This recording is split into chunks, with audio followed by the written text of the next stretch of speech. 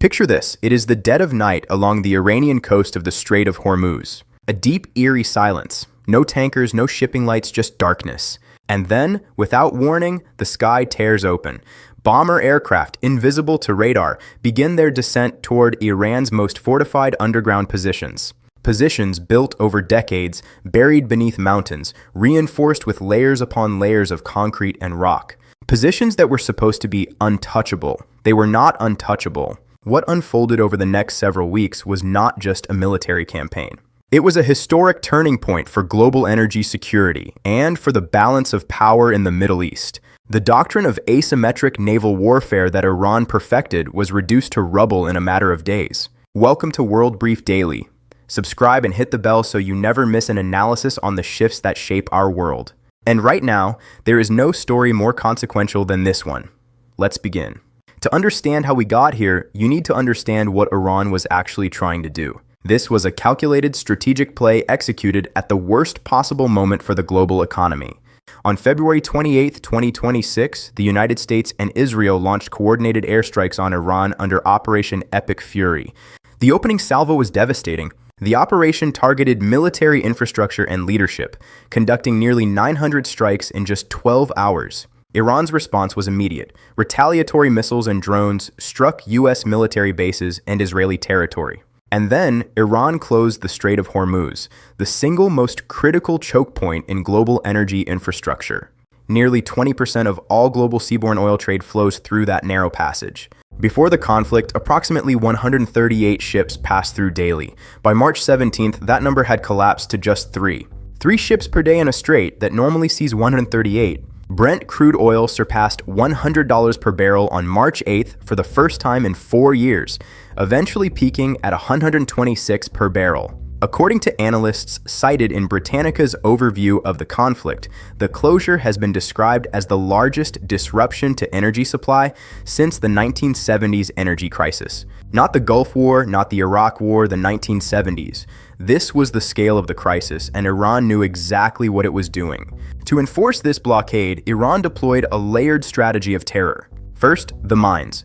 At least 12 Maham 3 and Maham 7 limpet mines were laid in the strait, silent, invisible, designed to deny passage to any vessel that dared approach. Second, Iranian fast attack boats. Hundreds of IRGC-affiliated speedboats operated in swarm configurations, attacking commercial ships from multiple angles simultaneously. As of mid-March, Iran had confirmed at least 21 attacks on merchant ships, including fatal strikes on tankers like the MKD Vam. Third, and most critically, Iran's shore-launched anti-ship cruise missiles. From the Enor and Qadr variants to the long-range Abu Mahdi, Iran's missile arsenal poses a severe threat to the Strait of Hormuz and beyond. Hidden in hardened underground bunkers carved into mountainous terrain, these sites were built to withstand conventional strikes. But the U.S. military was prepared. The response to this threat came in 2 devastating phases. Phase 1, the underground strike.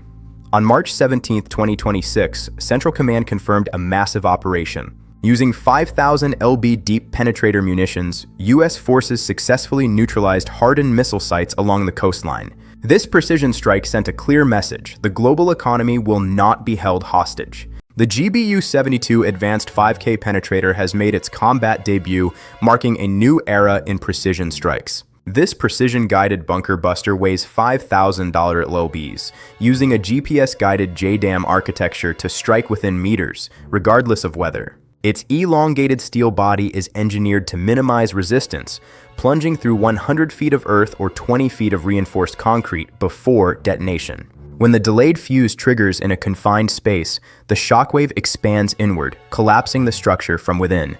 The GBU-72 is a masterclass in strategic engineering, designed to neutralize the most hardened underground targets. This isn't just a bomb that destroys a bunker from the outside, it destroys it from within. The GBU-72 fills a critical gap in the U.S. arsenal, providing decisive results against hardened infrastructure. This shift allows the military to preserve its largest weapons for the highest priority nuclear targets. In a single night, strikes along the Strait of Hormuz targeted underground caves housing anti-ship missiles. CENTCOM reports that these decades-old structures built to survive conventional attack were decimated. The destruction was complete, erasing a capability that had threatened global energy routes. Admiral Brad Cooper confirmed the outcome. Iran's missile stockpile was reduced by 90%. 90%. That is not a wound. That is the total destruction of a military capability. Subscribe to World Brief Daily for more investigative reports. I'm your narrator, signing off. Hit that bell icon. We are covering this crisis in real time with the depth and context you won't find anywhere else. Now back to the story, but here's where US military planners understood something crucial. Destroying the missile sites was not enough, because even with the underground arsenal neutralized, Iran still had threats moving on the surface of the strait, fast, agile, and extremely deadly threats. Enter Phase 2, the surface war. US Joint Chiefs of Staff Chairman, Air Force General Dan Caney, highlighted this second element during a briefing at the Pentagon. He was talking about the A-10 Thunderbolt II, the legendary Warthog. And before we go any further, and yes, an aircraft designed in the 1970s was a decisive weapon in a 2026 maritime conflict. There is a reason for that, and it is worth understanding. At the heart of the A-10 is the GAU-8 Avenger, a 7-barreled 30mm rotary cannon capable of firing 3,900 rounds per minute. Its armor-piercing rounds can shred a small, fast attack boat in seconds. But the A-10's true advantage is not just its firepower. It is its ability to fly low and slow at propeller-driven aircraft speeds, not jet speeds. This allows it to patrol a target area for extended periods, maintaining what military planners call persistent loiter time. It can also carry AGM-65 Maverick missiles and unguided rockets. It is simultaneously a long-endurance surveillance platform and an immediate fire support machine. According to CENTCOM, A-10s were deployed to destroy Iran's fast attack boat swarms in the Strait of Hormuz. And they were not alone. AH-64E Apache attack helicopters operated in full coordination with the A-10s. Using Hellfire missiles and 30mm cannons, they eliminated mobile threats along the coastline. The dual combination was decisive. Iran's fast attack boats, the backbone of its asymmetric naval strategy, became the hunted. Crucially, while those aircraft were airborne, no Iranian vessel could surface to lay additional mines. Minesweeping became dramatically safer. The Warthog was not just a weapon, it was a shield. There is one more critical development that changed the calculus in the strait entirely. It came not from the air, but from the sea itself. On March 26, the Pentagon confirmed that unmanned drone boats were patrolling the Strait of Hormuz. This was the GARC. A 5-meter autonomous speedboat, it covered over 450 hours with a range exceeding 2,200 nautical miles. While designed for surveillance, these vessels carry a secondary capability. They can be weaponized as direct kamikaze attack vehicles. Iran had previously attacked tankers using drones. The US deployment of the GARC fleet was the response. America was now playing its own asymmetric game. Then came the strategic decapitation.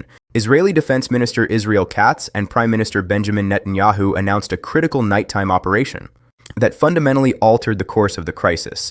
Admiral Alarza Tangiri, commander of the Iranian Revolutionary Guard Corps Navy, the highest-ranking officer directly responsible for the Strait of Hormuz closure and mine-laying operations, was killed in an Israeli airstrike in the strategic port city of Bandar Abbas.